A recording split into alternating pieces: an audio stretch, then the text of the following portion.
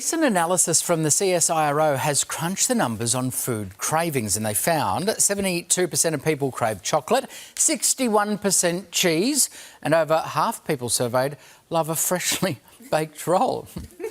How good's a freshly baked roll? And it was no surprise that mood played a big part in food, with 76% of participants admitting to eating out of boredom. Who hasn't? But why are we tempted by certain treats, and what can we do to curb our unwanted cravings?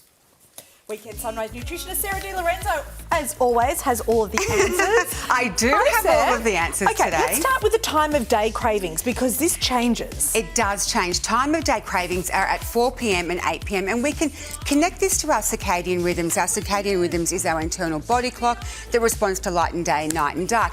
But the thing about the 4 p.m. craving is cortisol wakes us up in the morning, and then in the afternoon we get that cortisol dip when we're getting ready for melatonin at night, and that's when people crave something sweet. But also people can have those cravings in the afternoon when they haven't eaten enough protein in the day. The 8 p.m. ones, they're linked to things like not enough melatonin's being produced, not enough serotonin for the melatonin, so people often look for something sweet. So my solutions are at 4 p.m, look for a snack that's got protein in it, that's going to keep you full, keep glycemic index nice and even. These servings, sizes? Yes, well that's a little bit too much, because that's a little bit too much there. But that is the serving size. And at 8 p.m, something that's going to help with serotonin would be just things like the cheese and the yogurt as well as milk, and melatonin in things like a kiwi. Love a cornichon. And yeah, I know you love that, don't you? Yum. What about the cravings that I might suffer, for example, at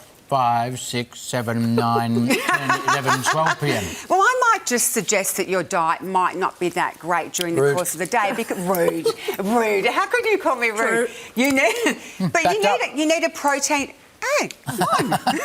You're never rude. Sorry, please go on and move seamlessly along to these gorgeous things. They're things of beauty.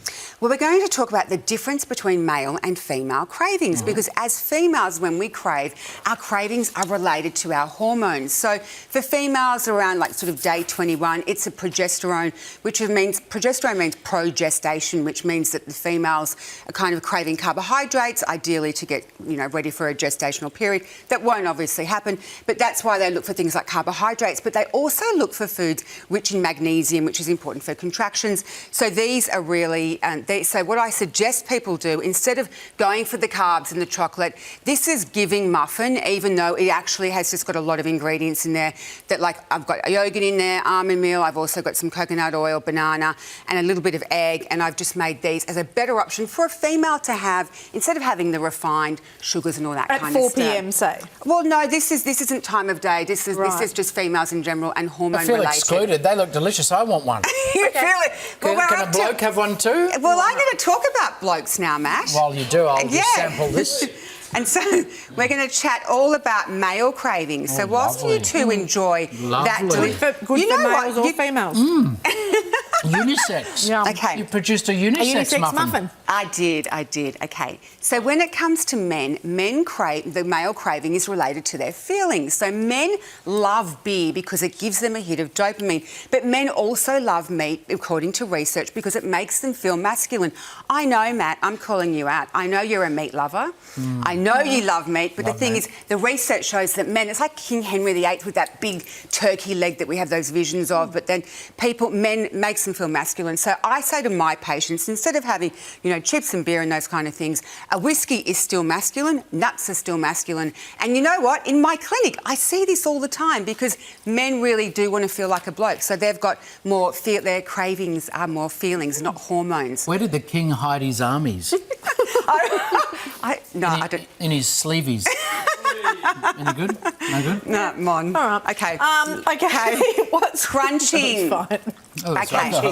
Do you know people sometimes crave crunchy foods? Crunching is a real thing. People crave the crunch. Now, this is really interesting because it's actually innate in us to want to crave crunchy foods, because hundreds of years ago when we were farming, if we pulled out a carrot that was bendy, we knew it was spoilt, but if we pulled out a firm carrot, it was fresh and nutrient dense. So we're geared to want to have crunchy foods. But also, last thing on crunching is actually for people who grow grind and clench. Crunching is gives them a bit of a dopamine release, and it's a bit of a relaxation, is it? Yeah, and a stress reduction. Interesting. Correct. Mon, amazing, absolutely. I'm So always that's why people love chips. So it's there's sort of two reasons. So, Malteser offers some crunch as well as being a sweet. It does. You can get a little bit of both. It does. So you're in touch with your feminine side now, Matt. Yeah. The Maltese.